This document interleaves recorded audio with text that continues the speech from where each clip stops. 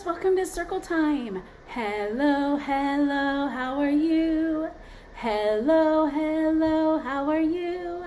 How are you this special day? I'm so glad you're here today. Hello, hello, how are you? I hope you guys are having a great day today. Some of you have been at school today and some of you are at home, but I hope that you've had fun wherever you're at. And I'm glad that you're joining me today for Circle Time. Let's start with our counting, okay? Yesterday, we said it was the number 3. So what number comes after 3? Can you tell me without counting? Let's see. 1, 2, 3, 4. Did you say 4 came after 3? Yeah, there's the number 4. All right, well, I want to count higher than 4. So will you count to 10 with me? Ready? 1. Let's see, where am I going to put them when I'm done? 2, 3, 4, 5, 6, 7, 8, 9, and 10. And now let's do it in Spanish also. Ready? 1, 2, 3, 4, 5, 6, 7, 8, 9, 10. All right. All right, friends, we are working on the letter. I found what letter we're doing. We're doing this letter. Does anybody know what letter that is? It's the letter Q, and it makes the qu sound. The Q says qu, the Q says qu. Every letter makes a sound. The Q says qu. And this picture in here is a picture of a quilt. It's a kind of blanket. It's hard to see in the camera, the picture, but it's a picture of a quilt. And it's a blanket that you sew pieces together to make. It's a fun little blank thing to make.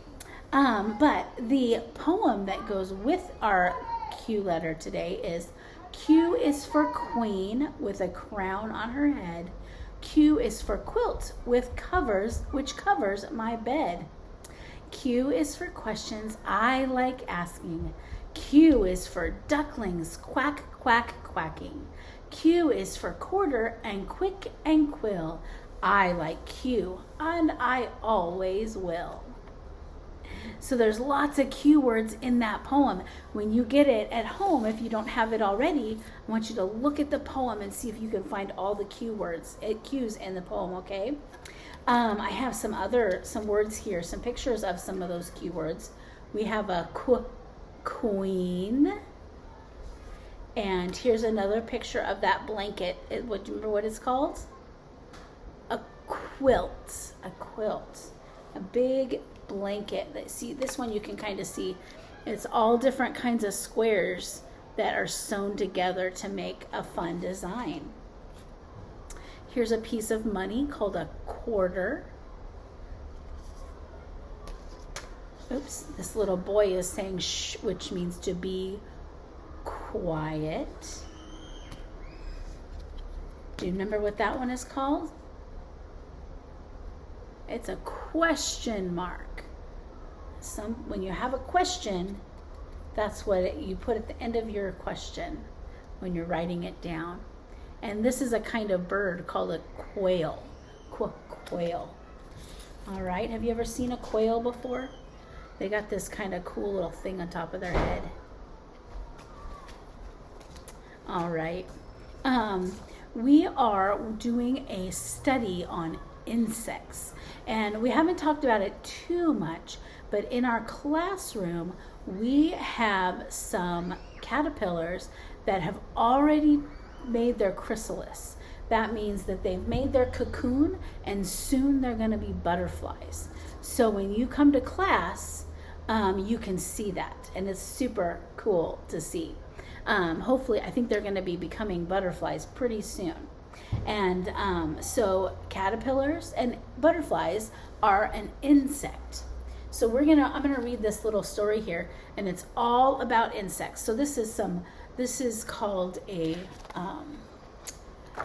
it's not really a story, it's just information about insects. So we're gonna read this and learn about some insects, okay? It says, how do you know if an animal is an insect? We just have to count the legs. All the insects have 6 legs. So here we have a ladybug. We have 1, 2, 3, 4, 5, 6 legs. And then over here, there's a picture of a spider, and we counted the legs on the spider. 1, 2, 3, 4, 5, 6, 7, 8. A spider has 8 legs. So it says spiders are not insects because they have 8 legs. Did you know that? A spider's not an insect.